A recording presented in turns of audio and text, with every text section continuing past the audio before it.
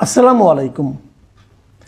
প্রিয় দর্শক, আপনারা জানেন যে গতকাল শুক্রবার রাতে সন্ধ্যার পর জাতীয় পার্টির অফিসের সামনে জাতীয় পার্টির নেতাকর্মীর সঙ্গে গণ অধিকার পরিষদের নেতাকর্মীদের একটা বড় ধরনের সংঘর্ষ হয়েছে এবং সেই সংঘর্ষে গণ অধিকার পরিষদের যিনি নেতা, মূল নেতা নুরুল হক নূর, যাকে সবাই ভিপি নূর হিসেবে চেনেন, তিনি মারাত্মকভাবে আহত হয়েছেন এবং উনি এখন হাসপাতালে চিকিৎসাধীন আছেন। কিন্তু প্রশ্ন হচ্ছে, এই সংঘর্ষটা কেন হলো? সংঘর্ষটা কে করলো? জাতীয় পার্টির দিক থেকে বলা হচ্ছে যে তাদের অফিসে গণ অধিকার পরিষদের লোকজন আক্রমণ করেছিল, আর বিপরীত দিকে গণ অধিকার পরিষদের পক্ষ থেকে বলা হচ্ছে যে তারা নাকি সামনে দিয়ে একটা মিছিল নিয়ে যাচ্ছিল বিজয়নগর দিয়ে, তখন নাকি ওই জাতীয় পার্টির অফিসের সামনে কিছু লোক ছিল, তারা নাকি তাদের মিছিলের উপর অ্যাটাক করেছে। এখন এটার কোনটা সত্য কোনটা মিথ্যা, এটা এই মুহূর্তে ওখানে যখন আমরা ছিলাম না, আমরা হয়তো বলতে পারবো না।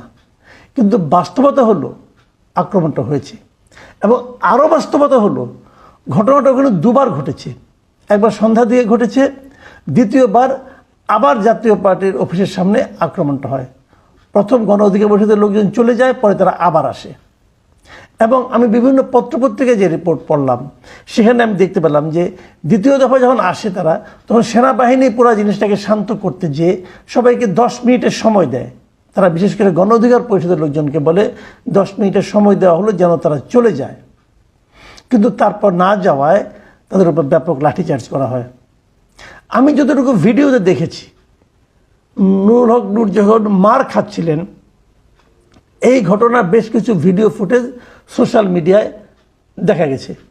আমি যতটুকু দেখেছি, জাতীয় পার্টির কেউ তাকে মারেনি, মানে উর্দিপাড়ার লোক কেউ একজন তাকে মেরেছে, একজন না একাধিকজন মেরেছে। এই দৃশ্য আমি দেখেছি। এটা কি সেনাবাহিনী সেই নির্দেশনা না মানার কারণে ওনাকে মারা হয়েছে, আমি ডিটেল বলতে পারবো না। তবে এক্ষেত্রে আইএসপি এর একটা বিবৃতি পাওয়া গেছে। আইএসপি এর বিবৃতিটা আপনাদেরকে আমি পুরো শোনাতে চাই যে তারা আসলে কি বলছে।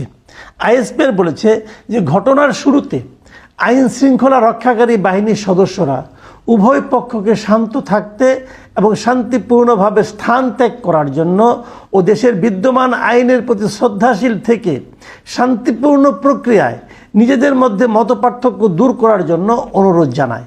তবে বারবার অনুরোধ সত্ত্বেও কতিপয় নেতাকর্মী তা উপেক্ষা করে মব ভায়োলেন্সের মাধ্যমে পরিস্থিতি অশান্ত করার চেষ্টা করে।